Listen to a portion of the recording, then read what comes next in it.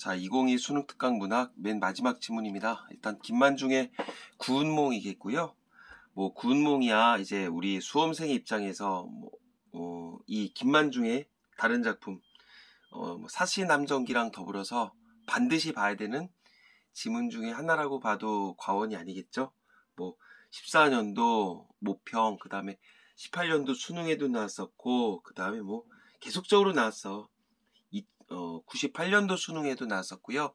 그러니까는 뭐 사시남정기랑 더불어서 이번 주말에 꼭 한번 이제 완도까지는 아니더라도 전체적인 내용 파악, 그 다음에 그동안 기출문제는 봐야 되지 않을까 싶어요. 그리고 이제 우리 지문에 나왔던 걸 통해서 내용 분석 먼저 한 다음에 맨 마지막에 이제 강의가 끝날 때쯤에 전체적인 줄거리를 파악하는 게 순서이지 않을까 싶어요. 자, 일단 A, B 어떤 중간에 삽입 시가 있고요.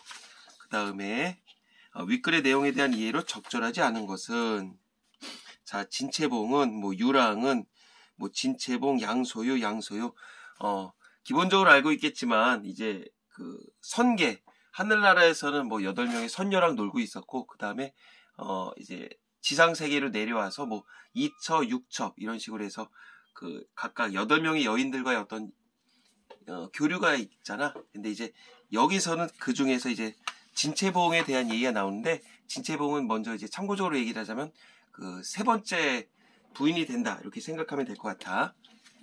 그 다음에 14번 보기에 선생님의 말을 바탕으로 해서 AB를 이해한 내용으로 적절하지 않은 것은, 자, 버드나무는 우리나라에서 흔히 볼 수 있는 나무, 우리와 친근했다, 어떤 설화 상징적 의미가 활발하게 만들어졌다, 예소설의 인물의 감정을 전달하는 방법으로 시를 활용하는 일이 있었는데, 우리 민족에 친근했던 어떤 버들이 시의 소재로 자주 쓰였다. 왜 그랬었는지 본문에 설명에 나오겠지. 버드나무는 봄의 상징이다, 그리고 아름다움의 상징이다, 미녀를 나타낼 소재로 자주 사용됐다. 왜 이제 머리가 이렇게 치렁치렁한 어떤 그 여자의 모습이다, 이렇게 보면 될 것 같아. 그래서 버드나무를 묶어서 매듭을 만드는 것으로 사랑을 확인하는 어떤 동심결이라고 불리는 풍습도 있었다. 버드를 의미하는 글자 버드나무 류는 머물류와 의미 같구나. 그 다음에 꺾어서 건네면서 이별을 슬퍼하는 마음을 전하던 풍습도 있었다. 자, 진채봉과 양소유가 주고받는 시의 의미를 이제 생각을 해보자. 그러면 이제 그 삽입시의 기능이 있다는 얘기일 거 아니야. 그러면 결국은, 자, 주고받는 시의 의미를 생각한다면 이 시에는 어떤 각 인물들의 어떤 정서가 들어있을 것이고, 그 다음에 어떤 봄의 그런 그 낭만적 분위기가 들어있을 것이고, 그 다음에 굳이 미리 얘기를 하자면 어떤 그 사건의 방향을 암시해준다, 이제 이런 것들도 이제 이따가 얘기를 하겠지만, 그리고 전체적인 산문의 흐름 속에서 시를 집어넣게 됨으로써 뭔가 조금 변화를 줄 수 있다, 그 정도도 좀 알 수 있지 않을까 싶어요. A에는 B에는 이제 위치 아까 파악했고요. 자, 보기를 감상한 내용으로 적절하지 않은 것은, 한 남성이 여러 여성과 만남을 이루는 줄거리는 당대 동아시아 여러 국가의 애정소설에서 발견되는 흥미로운 방법이다. 근데 이거는 그 과정을 여성들이 주도한다는 점에서 그랬구나, 다른 소설들과 차이가 있다, 또 남녀가 헤어졌다가 다시 만나기까지 복잡한 과정을 거친다는 점에서도 타 소설과 다른 흥미 요소를 찾을 수 있다. 이제 이런 것들을 우리 요 하나의 지문을 통해서 조금의 배경 지식으로 또 가질 수도 있겠지. 군몽은 또한 이 결연의 과정을 주인공이 승상에 오르는 입신양명의 과정과 함께 즐길 수 있어 재미를 더했다. 진채봉의 아버지, 과거를 보러 떠난 양소유가 진채봉이 바로 혼례를 올리지 못한다. 계속 두 사람의 관계만 나오나 보죠. 문제가 3개밖에 없어. 자, 그래서 이제 우리 주어진 지문을 통해서 문제만 딱 해결하고 이제 끝날 때쯤에 전체적인 얘기를 해주도록 할게요. 자, 고전소설입니다. 그럼 이제 등장인물이 많이 나온다 그랬어. 이와 더불어서 이 작품과 더불어서 옥루몽, 그런 것들 등장인물 무지하게 많이 나오죠. 자, 그 다음에 이제 작년 수특의 그 대관제 몽유록이라는 것도 있었을 거야. 그럼 이제 몽유록계 소설과 이제 몽자료 소설의 어떤 차이점에 대해서 이제 끝날 때쯤에 얘기를 해줄게요. 자, 앞에 줄거리 연화도령의 수행자이던 성진은 금욕적 삶의 회의를 느끼다가 스승으로부터 꾸중을 듣고 인간 세상으로 환생하게 된다. 훌륭한 청년 양소유로 자라난 그가 성진이 양소유로 자랐나봐. 어느 날 과거를 보겠다는 뜻을 밝히고 모친의 만류에도 불구하고 먼 길을 떠났는데 한 누각 앞에 아름다운 버드나무를 보고 아까 1번 문제인가? 뭐 아까 첫 번째 문제에 있었던 것 같아. 양류사를 읊다가 자, 아름다운 여인과 눈을 마주치게 된다. 자, 그럼 이 아름다운 여인이 누구겠어? 진채봉이겠죠? 자, 그럼 지금 벌써 등장인물 몇 명 나왔어? 연화도량. 도량이란 얘기는 어떤 그 선방이라고도 얘기를 하거든요. 이제 그 연꽃이 막 피어있는 수행하는 공간인가 봐. 거기에 성진이 이렇게 살다가 꾸중을 들었대. 뭐 꾸중 들은 거 얘기를 해줄까? 이제 그 지나다가 원래는 사실 이거 끝나고 얘기를 하자. 자, 어쨌든 꾸중을 듣고선 환생을 했어. 양소유를 자랐고 자, 어느 날 과거를 보겠다는 뜻을 밝혔는데 모친의 만류에도 불구하고 원체 어린 나이였거든. 15, 16살에 이제 멀리 떠나려고 하는 거니까 어머니께서 말리셨겠지. 그리고 누각 앞에 아름다운 버드나무를 봤다 이제. 그래서 양류사 어떤 시를 짓게 됐나봐. 그래서 아름다운 여인과 눈을 마주치게 된다. 그러면 이 양류사란 시 자체가 결국 어떤 그 만남이 이루어지는 어떤 계기가 이루어진다. 이렇게 볼 수가 있겠죠. 워낙 이민의 성은 진씨니 진어사의 딸이요. 이름은 채봉이다. 진채봉. 모친 일찍 죽었다. 홀로 부친을 모셔서 시방 빙패한 데 없더라. 자, 지금 빙패한 데? 혼자 지내고 있었었고 신랑집이 신부집에 보내는 채단. 결국 뭐겠어. 아주 미혼이다. 그 얘기겠지. 이때 어사가 경사에 가고 소저가 홀로 집에 있더니 소저는 진채봉을 얘기를 했고 어사는 아버지 경사 서울에 간 거야. 자, 이제 여자 혼자 있네. 천만 뜻밖의 양생을 만나 마음의 생각을 하는 거야. 여자가 장보를 쫓으면 종신의 대사라. 여자가 남자를 쫓아가는 건 결국 어떤 뭐 평생에서 제일 중요한 일이니까 일생 영역과 고락이 달렸다. 그리고 문구는 과부라도 오히려 상해를 쫓았으니 자, 이거 뭐 중국 고사 가보지 뭐. 문군이란 여자가 있었는데 과부임에도 불구하고 상여를 쫓았대. 뭐 상여가 뭐 사람 죽으면 그런 건 아닐 것 같아요. 여기선 느낌상. 자, 이제 나는 처자의 몸이니까 비록 스스로 중매하는 혐의를 피할 수는 없으나 혐오스러운 일? 꺼리고 싫어한 거를 피할 수는 없지만 부녀의 절행에는 해롭지 아니하고 하물며 이 사람의 성명과 거주를 알지 못하니까 부친께 취품하여서 정한 다음에 중매를 부리려 하면 동서남북에 어디가 찾으리요? 잠깐만. 자, 감기 걸려가지고요. 자, 얘기하자면 문군이라는 사람은 과부였음에도 불구하고 상여를 쫓아갔대. 근데 나는 처자의 범위라서 홀로 어떤 스스로 중매하는 혐의를 피할 수는 없다. 결국 이제 여자의 몸으로서 좀 스스로 혼인을 주선하는 게 좀 마음에 걸리기는 하지만 그리고 이제 부녀의 절행에는 해롭지 아니하다. 그러더라도 어떤 그 안여자의 절개를 지키는 행동에는 문제될 건 없다. 그리고 뭐 이 사람의 성명 거주를 알지 못하는 까닭에 아버님께 취품해서 아버님께 여쭤봐서 기다리면 그동안에 이미 이 사람은 갈 거다. 그러니까 너무 시간을 지체할 수가 없다. 급히 화전을 펴고 글을 써서 봉에서 유모를 줍니다. 그러니까 화전을 편다. 이제 편지지를 쓴 거야. 급하게. 그래서 봉투를 단단히 묶어서 유모한테 주는 거지. 이를 가지고 객점, 뭐 술집에서 가서 나귀 타고 내 집 누아에 와서 내 집 앞에 와서 내 집 뭐 다락집 앞에 와서 이 양류사 읊던 상공 이게 결국 양소유겠지.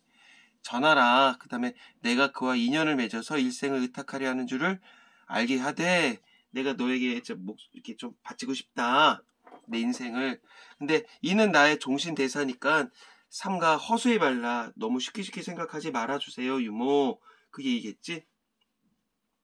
자, 그리고 이선비가 얼굴이 아름다움이 옷 같아서 뭐 제자 가인 무리 중에 섞이지 않을 것이니까 네 부디 친히 보고 편지를 전하라. 너무 잘생겼기 때문에 딱 보자마자 한눈에 보일 거야.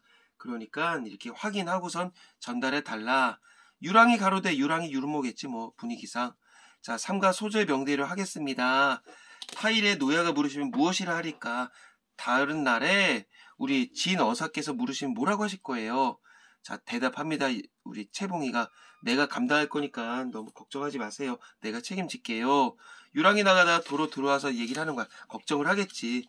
만일에 난군이 취처를 하였거나 정원한 데 있으면 어이하리까? 취처한데? 장가를 들어서 아내가 있거나 그러면 뭐 정혼한 데가 있으면 어떨 거예요? 좀 이렇게 생각을 하다가 만약에 좀 불행히 취처했으면 내가 뭐 둘째 아내 되는 거 괜찮아. 그리고 이 사람이 나이가 아직 어리기 때문에 실가가 없을까 하노라. 실가. 어떤 아내는 없을 거야 아직은. 아까 15살 정도라고 했었잖아. 그 얘기야. 어렵지 않아. 자, 근데 의도적으로 계속적으로 좀 용어 하나 꼼꼼하게 보고 있어. 유랑이 객점에 가서 양류사를 읊던 상공을 찾았더니 양생이 마침 전문 앞에 나섰다가 나이 많은 부녀 유랑이겠지. 뭐 저를 찾음을 보고 바삐 묻는 거야. 이제 느낌을 벌써 이제 알았던 거지. 양류사를 지은 수재는 곧 소생이거니와. 자, 자기 스스로를 낮춰서 얘기를 하고 있죠. 노랑 여기서는 어떤 그 유랑 유머를 얘기를 하겠지. 나를 왜 찾냐. 양생의 얼굴을 보고선 다시 의심이 없어 다만 이르되 왜 원체 잘생겼거든. 그래서 딱 보자마자 쟤다. 이곳이 말할 곳이 아니에요. 왜 남녀간의 어떤 그 결혼에 대해서 혼례에 대해서 중한 일을 하는 거기 때문에 좀 자리를 옮기자. 양생이 유랑에게 읍해서 객방에 앉히고선 온 뜻을 물어서 이제 유랑이 얘기를 합니다. 난군이 이거 어디 가서 읊으셨어요? 먼 땅의 사람이에요. 나 지금 시험 보러 온 거예요. 그 얘기겠지. 처음으로 서울에 와서 두루 구경하더니까 큰길 북녘 누각 앞에 수양숲을 극히 아름답기에 우연히 그를 읊었다. 근데 왜 이렇게 물어보냐? 난군이 그때 누구 보셨어요? 마침 신선이 누상의 강림한 때를 만난다니. 이거 뭐겠어? 신선이 강림한 때를 만났다. 결국 이제 나가 아니라 어떤 신선이 내려온 것처럼 그 때를 내가 만났다는 거니까 어떤 진체봉을 신선에다 비유했다. 이렇게 보면 되겠지. 고운 빛이 오히려 눈에 있고 기이한 향내 옷에 풍겼더라. 그러니까 그 여자를 봤다는 얘기겠지. 자, 얘기를 하는 거야, 유모가. 난군더러 바로 내가 얘기하겠다. 그 집이 우리 어떤 진 노야댁이고요. 그 여자애가 그 진 소저, 채봉이다. 이 소저가 영민 총애함에 되게 똑똑하고 매우 지인하는 명감이 있더라. 명감? 뛰어난 식견이 있더라. 난군은 한 번 보고 문득 일생을 의탁하자 이제 한눈에 뿅 갔다. 어사 노야가 경사 서울에 계셔서 품명하노라 하면 품명 아까 뭐였어? 명령을 받고자 하면 난군이 이미 이 땅에 떠날 것 같다는 느낌이 있었다. 대해의 부평을 어디가 찾겠느냐. 큰 바다에 가서 부평 저 어떤 개구리밥 찾는 거 너무 힘들지 않겠냐. 그래서 이러므로 부끄러움을 무릅쓰고 여자로서 종신대사 인생의 제일 중요한 일을 위해서 나를 보냈다. 그래서 난군 당신의 성이랑 향관 뭐 주소를 알고 싶다. 그런 얘기야. 본관 알고 뭐 겸해서 혼치 여부를 알아보라 하시더라. 결혼했냐 안 했냐 물어보라 하시더라. 양생이 이 말 듣고서 기쁜 빛이 낯에 가득해서 사례왈. 왜 기뻐? 이 뿅 같잖아. 인연 맺는 거를 이제 청혼이 들어온 건데. 자, 양소유가 소저의 청혼으로 돌아봄을 얻으니까 몸이 맞도록 은덕을 어이 있겠냐. 나 너무너무 땡큐다. 나를 청한으로 결국 어떤 좋은 마음 눈으로 봐줘서 고맙다. 그리고 죽을 때까지 은덕을 잊지 않겠다. 그리고 소생은 초나라 사람인데 집에 노모가 계시니까 화촉의 예는 양가 부모께 아뢰고서 행하려니와 혼일 언약은 이제 한말로 정하나니 화산이 길이 푸르렀고 위수가 끊어지지 않았나이라. 자, 집에 홀어머니가 혼자 계시거든요. 근데 그래서 일단 두 부모님께 알리고선 결혼식은 올리긴 하겠지만 지금 우리가 당신이랑 얘기를 한 걸 통해서 언약은 한 걸로 보자. 그리고 화산이 뭐 길이 푸르렀고 뭐 위수가 끊어지지 않았다. 결국 뭐겠어? 결국 지금 분위기상으로 봤었을 때 어떤 길이 푸르고 위수가 끊어지지 않았다. 강과 산과 강이 뭐 푸르르 끊어지지 않았다는 얘기는 결국 어떤 내 마음도 끊어지지 않을 것이다. 그렇게 비유를 한 것 같죠. 자, 유랑이 또한 소매에서 매우 작은 종이 봉한 것을 내어 주거늘. 이게 누가 보냈던가? 아까 채봉이가 줬 거죠. 양생이 봤더니 양류사 한수라. 자, 이제 그 글에 뭐라고 나왔냐면 누각 앞에 버드를 심어. 뭐 이제 해석을 한 다음에 이제 뭐 굳이 이걸 먼저 읽어줘. 누두 종양류, 누두 종양류, 의계 랑마주. 이거 의미 없어. 그 다음에 여하, 혹시라도 모르니까 여하 절작편. 그 다음에 이게 최하 장대로. 의미 없어. 근데 이제 이것만 봐. 누각 앞에 버드를 심어서 낭군의 말을 메어 머물게 하렸더니 어찌하여 꺾어서 채찍을 만들어서 채촉하여 장대길로 내려가뇨. 장대? 아, 기방이 말했던 거리로 있냐? 결국 뭐겠어? 누각 앞에 버드를 심어서 낭군의 말을 메어서 머물겠다. 이게 누가 얘기라는 거야, 이거는 어떤 소저. 그 진체봉을 얘기를 하겠지. 그래 결국 님을 붙잡아두고 싶어서 했더니 어찌해서 그 나무를 꺾어서 채찍을 만들어서 재촉해서 말을 재촉해서 먼 길로 가려고 하느냐. 그러니까 말 타고 가려고 하느냐. 이거는 어떤 양소를 의미하겠지. 양생이 보기를 마침내 그 글의 청신 완곡함에 어떤 크게 감동을 했다. 자, 이제 돌려 얘기를 했다는 걸 알았던 거야. 그래서 비록 예시 잘하던 왕우승과 최약사보다라도 이보다 낫지 못하겠다. 이제 뭐 우쭈쭈쭈 막 띄워줬어. 이제 화답을 하겠지 하고 즉시 화전을 떨치고선 한수를 지어서 보내주는 거야. 거기 뭐라고 나왔냐면 버들이 10,000,000실이나 하니 실마다 마음 구비에 맺혔도다. 저 10,000,000실 버드나무 이렇게 생겼잖아. 이렇게 막 이렇게 되었잖아. 이게 뭐 실이 수천 가닥 있다고 이제 얘기를 하는 거겠지. 실마다 마음 구비에 맺혔더라. 자, 내 마음이 하나하나 거기에 맺혀 있다.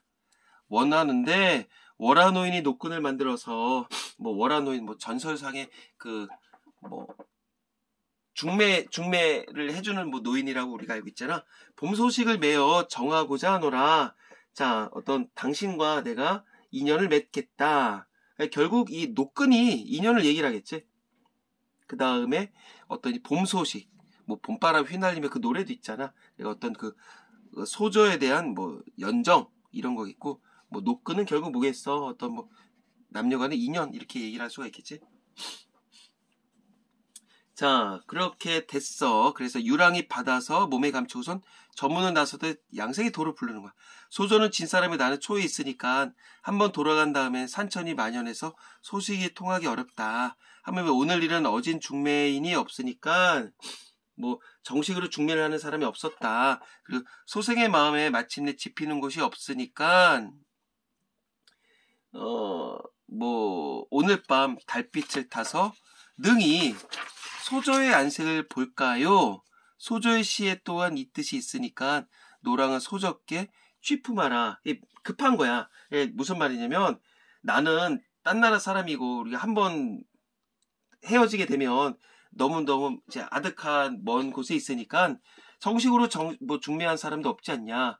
그리고선 뭐 갑자기 뭐 중신을 쓸 수 있는 정식적인 어떤 주선하기도 힘드니까 오늘 밤에 직접 만나고 싶다. 그래서 언약을 맺었으면 좋겠다. 그 얘기겠지. 자, 그래서 이제 유랑이 갔어. 그래서 즉시 돌아와서 회보를 하는 거야. 야, 이제 그 유모가 바쁘죠. 결국 어떤 두 사람을 연결고리 짓는 사람이라 보면 되겠고요. 자, 우리 소저가 난군의 화답한 글을 보고선 10분 감격했다. 난군이 달빛 아래 만나려 하는 것을 저댔더니가 이제 우리 채봉이가 얘기를 하길, 남녀가 혼인 전에 서로 봄이 예의가 아닌 줄을 알되 바야흐로 그 사람에게 의탁하려 하며 어이 그 뜻을 순종치 아니하겠냐만, 밤에 서로 보려 하면 사람의 의심이 있을 것이다. 부친이 들으셔도 더욱 그릇 여기실 것이니까 밝은 날로 중당에서 잠깐 보고 언약을 정한 사이다 하시더이다. 목에서 딱 벌써 느낌 오죠? 이제 서로 좋은 거야. 이제 충분히 감격했다. 달빛 아래 만나려 하는 걸 이제 그래 알았어. 좀 달빛 아래 만난다는 얘기는 좀 약간 은밀하게 만나고자 이제 좀 느낌이 오잖아. 그러니까 바야흐로 이제 막 이제 의탁하려 한다. 너에게 이제 몸과 마음을 맡기려고 하는데 그 뜻을 어떻게 조금 받아들이지 않겠냐. 하지만 밤에 만나려면 사람들 입조시에 오르내릴 수 있다. 구설수에 오를 수 있으니까 우리 아버님 오시게 되면 좀 낮에 만나자. 그 얘기겠지. 자, 그래서 이제 완전히 거절한 건 아니고 은근히 이제 돌려서 거절한 거야. 자, 양생이 이제 완전히 감탄한 거지. 오케이. 밝은 소견. 그래, 정다운 뜻. 오케이. 내가 거기 미치지 못한다. 당신 진채봉 너무나도 똑똑한 여자군요. 그 얘기야. 그래서 이제 제3 당부함을 듣고 가더라. 자, 그래서 그냥 한번 쭉 봤고요. 내용 파악해볼게. 진채봉은 유모에게 글을 전해줄 것을 부탁하면서 양소에게 줄 편지의 주요 내용을 언급했다. 맞고, 유랑은 양소에게 이미 혼약을 맺은 상대가 있을 것이라는 생각에 진채봉의 결정을 만류했다. 뭔 소리야. 자, 진채봉은 양소를 다시 찾는 일이 어려울 것이 걱정이 돼서 자신의 뜻을 서둘러 전하기로 결정을 했다. 아까 막 급했죠. 양소유가 부모에게 먼저 아뢰는 것이 혼인의 예라고 생각하면서도 혼인 약속을 스스로 결정을 했지. 그리고 양소유는 자신이 떠나면 소식을 전하기 어렵다는 이유를 들어 자, 밤에 만날 것을 요청했다. 맞았죠? 뭐 어렵지 않게 파악을 했고요. 자, 14번 적절하지 않은 거 A. A가 우리 채봉이가 먼저 보낸 편지였죠. 자, 양생이 자신의 곁에 함께하기를 바라는 소망이 담겨 있었지. 뭐라고? 내가 묶어놨는데 왜 이렇게 빨리 꺾고 가려고 하냐. 자, 그 다음에 A에는 양생이 자신의 마음을 알아주지 못한 것에 대한 아쉬움. 나는 이거 버드나무 심어서 말을 매라고 파킹하라고 이렇게 해놨는데 어떻게 꺾어가냐. 자, B에는 진채봉의 마음을 열어두었음을 확인시켜주고자 하는 양생의 뜻이 담겨 있었지.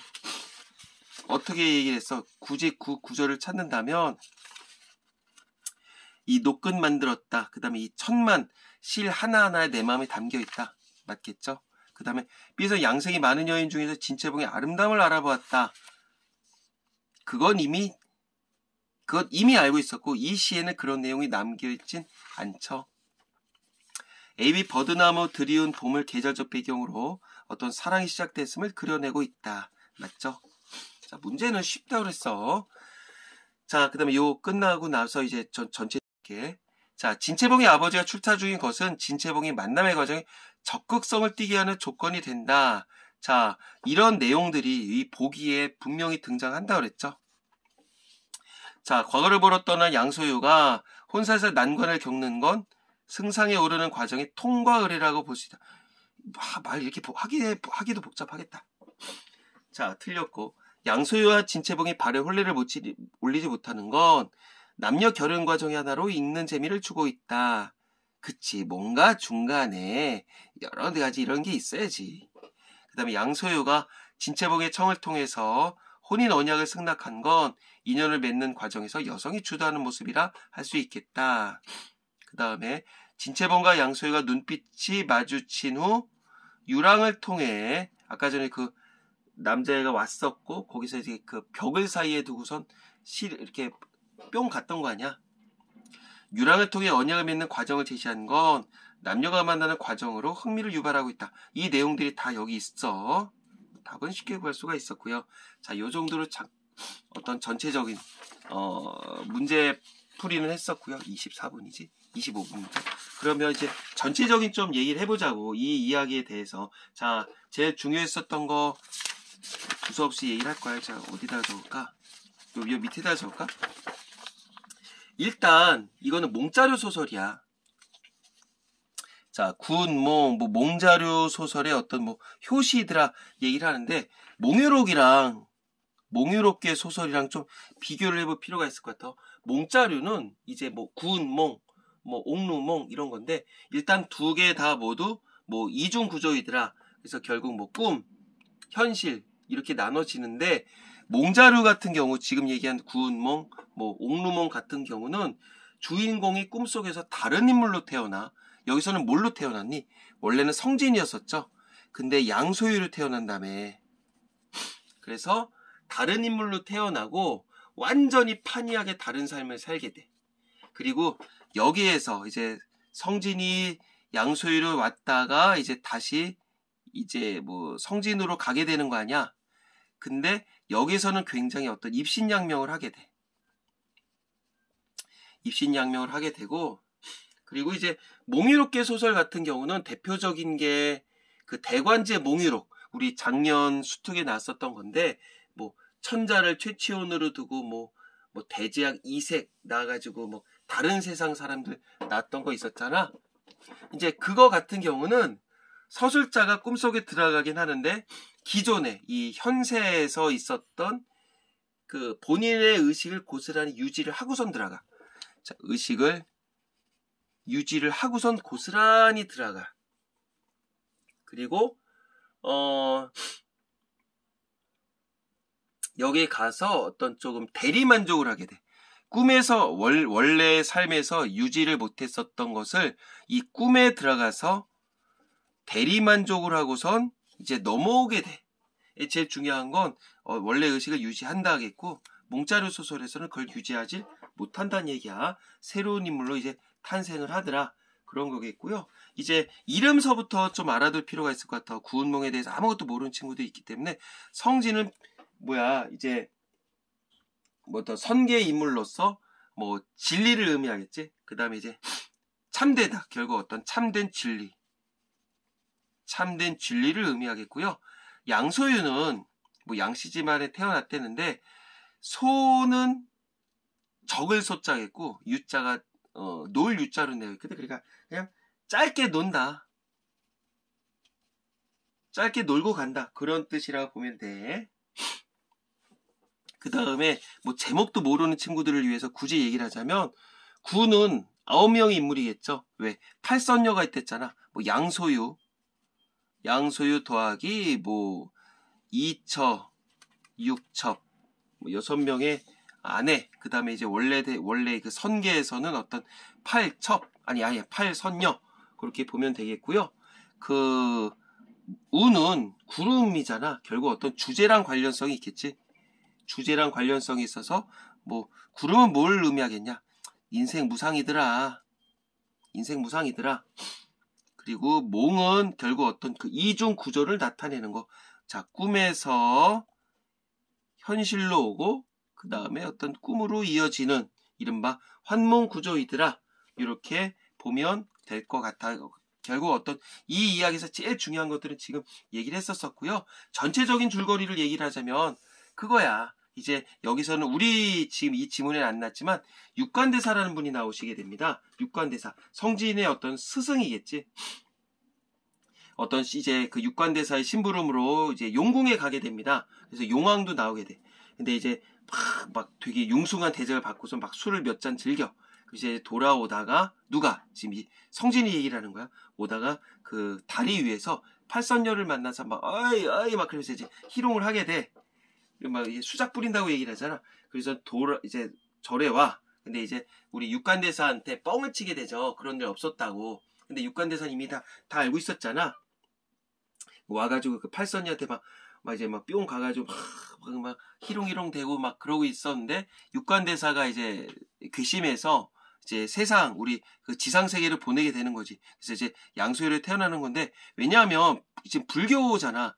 불교에서는 그 사음이라고 그래서 어떤 남녀 간에 서로 어떤 그 쾌락을 즐기는 거를 이제 절대 금기시했었고 또 그 다음에 이제 스님들은 술을 안 드시잖아. 뭐 술을 안 드시니까 결국 이제 그런 것 때문에 그 뭐라 그러더라? 오계라고 하거든. 이제 음주 그 다음에 뭐 사음 이런 것들을 잘못했기 때문에 이제 죄악시 여겨서 이제 세상으로 보내게 되는 거야. 그리고 그 여자애들도 이제 보내게 되겠지. 그래서 뭐 2명의 마누라, 그 다음에 6명의 첩을 거느리게 되겠고, 이제 여기서 막 입신양명을 해. 그리고 막 승상까지 오르게 돼. 그리고선 이제 벼슬에서 다 이제 명예퇴직하고서 한가롭게 있다가, 아, 인생이 좀 허무하다. 뭐, 별거 없다. 그러고 나서 이제 갑자기 도승이 나타나서 뿅! 이제 깨워주게 돼. 이게 육관대사가 이제 새롭게 태어난 인물로서 깨워주게 되겠고, 다시, 이게 꿈, 현실, 꿈이라고 할까? 현실, 꿈, 현실이라고 해야 될까? 그게, 이렇게 하면 또 헷갈리겠다. 현실, 꿈, 현실이라고 해놓는 게 나을 것 같아. 왜냐면 인몽, 강몽이니까 현실, 꿈, 현실로 해놓는 게 나을 것 같다. 그래서 다시, 그 선계로 넘어가서 이제 득도를 하고 그 8명의 비구승으로 태어나게 되는 이야기야. 지금 두서없이 얘기했었는데 좀 약간 도식화해서 얘기를 해줄까? 선계, 그 다음에 뭐 인간계라고 할까? 그 다음에 다시 선계. 여기서는 누구야? 이게 뭐 외화겠고 당연히 내화겠고 당연히 외화겠지. 여기서는 이제 성진과 팔선녀, 그 다음에 소유, 그 다음에 이처 육첩 있었지. 그 다음에 다시 넘어가서 성진과 팔선녀라고 하지 않고 8명의 비군이라고 할게. 비군이라고 하는 게 나을 것 같아. 왜냐면 둘 다 이제 득도를 해서 깨달음을 얻고 그 다음에 불교의 귀의를 하게 되거든. 그래서 그 비군이라고도 하고 그 비군이를 낮춰서 이고라고 하는데 그런 표현을 좀 안 썼으면 좋겠어. 어쨌든 그 비구승으로 다시 태어나게 되더라. 굉장히 여기만 현실적이죠. 여기만 현실적이고 그 다음에 뭐 이하학적 이렇게 이해하면 되고 여기는 형이상학 이렇게 보면 되겠고 그 다음에 사상적으로 얘기를 하면 여기 불교 뭐 여기는 유교겠지. 왜 입신양명을 하는 거니까. 그 다음에 여기는 뭐 당연히 불교겠고 그리고 뭐 내용적으로 얘기를 하자면 이거지. 뭐 세속적 욕망이 있어서 지상으로 내려가게 된다. 그 얘기를 했었고 그 다음에 뭐 어떤 이거는 욕망을 성취하게 되더라. 그래서 입신양명 하게 되더라. 그 다음에 성찰이라고 해야 되나? 득도라고 해야 될까? 득도를 해서 이제 다시 태어나게 되더라. 그렇게 보면 될 것 같아. 쌤, 그러면 여기선 불교와 유교 두 가지 사상밖에 안 나오나요? 아니죠. 일단 불교적인 거는 뭐겠어? 일단 이렇게 태어난 거. 그 다음에 태어나면 아무것도 없더라. 여기에서 보면 이제 빌공자. 공사상도 있다고 봐야 되겠지? 아무것도 없더라. 이거는 이제 그 불교적인 거라 보시면 되겠고, 그 다음에 유교적인 거는, 여기 어떤 입신양명도 있었고, 그 다음에 어떤 노모에 대해서 효하는 사상도 그 유교랑 관련 있다고 해야 되지 않을까? 효. 왜냐하면 이 글을 지었던 그 이유 자체가 어떤 우리 어머니 서포 김만중이 어머니를 위해서 좀 위로하고자 사실은 이제 남해에 이제 유배를 갔다가 어떤 그 어머니 윤씨 부인 위로하고자 썼던 글이었거든. 그러니까 그런 것들은 이제 유교랑 관련이 있겠고 이 양소유의 입장에서도 아까 전에 홀어머니 모시고 있댔잖아. 그러니까 유교랑 관련이 있을 것 같아. 선생님 그럼 도교는 없나요? 이제 맨 처음에 애시당초 팔선녀가 등장한다 그랬었고 내가 아까 전에 그 용왕님께 보낸다 그랬잖아. 그런 걸 통해서 이제 도교도 있더라. 그 정도 보면 될 것 같아. 뭐 신선사상. 그러면 지금 얘기를 안 한 게 전체적으로는 얘기를 안 한 게 없어.